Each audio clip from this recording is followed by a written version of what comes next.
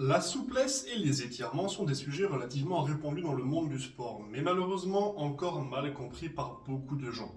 Les non-initiés notamment peuvent se poser beaucoup de questions. S'étirer pour s'échauffer, pour récupérer, pour s'assouplir, quand, comment, pourquoi?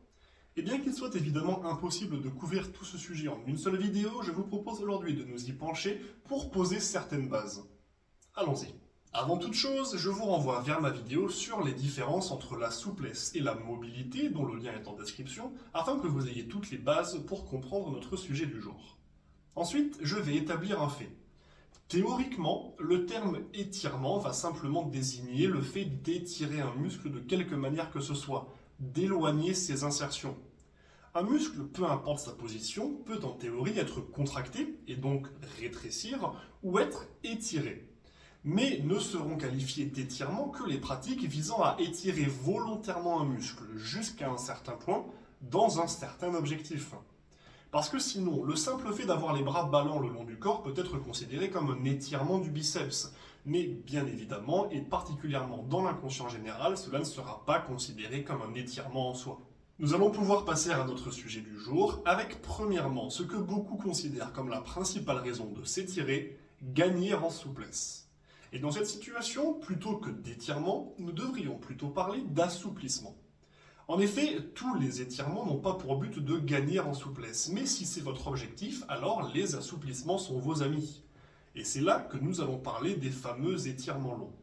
En effet, vos muscles sont des structures élastiques, ce qui signifie que si vous les étirez brièvement, ils vont reprendre leur forme initiale.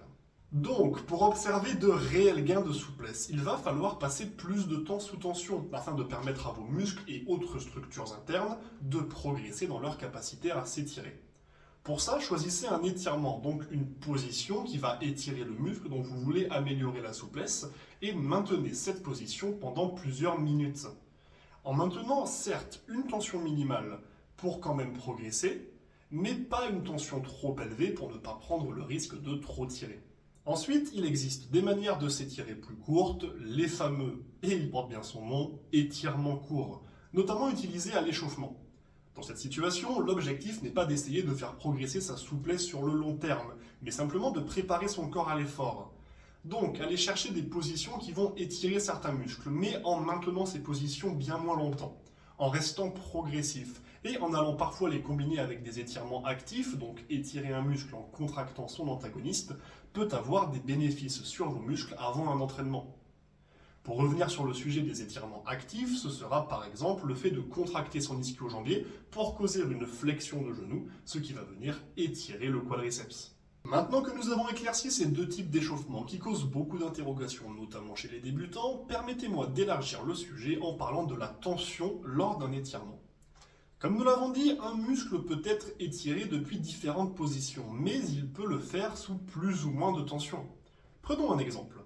Votre ischio-jambier a entre autres une fonction d'extension de hanche. Cela signifie que lorsque vous vous penchez vers l'avant, il va être étiré et que lorsque vous le contractez, il va vous permettre de vous redresser en envoyant le bassin vers l'avant.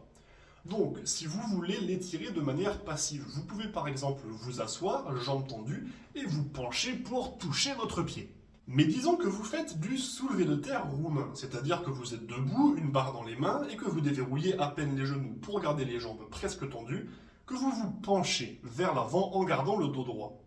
Pour retenir votre chute, vos ischio-jambiers vont devoir travailler de manière excentrique. Si vous avez besoin d'un rappel sur le sujet et sur les lignes de force, j'ai sorti une vidéo dédiée il y a 2 semaines, le lien est en description. Mais donc, dans cette situation, vos ischio-jambiers vont bien se retrouver progressivement étirés puisque vous vous penchez vers l'avant alors que vos jambes restent tendues. Mais contrairement à l'étirement passif assis que nous venons de voir où vous essayez de toucher vos pieds, ils vont, pendant qu'ils sont étirés, devoir générer suffisamment de force pour retenir la barre qui descend. Il risque donc d'exister une différence entre l'amplitude que vous pouvez atteindre de manière passive et celle que vous pouvez atteindre en générant un certain niveau de force.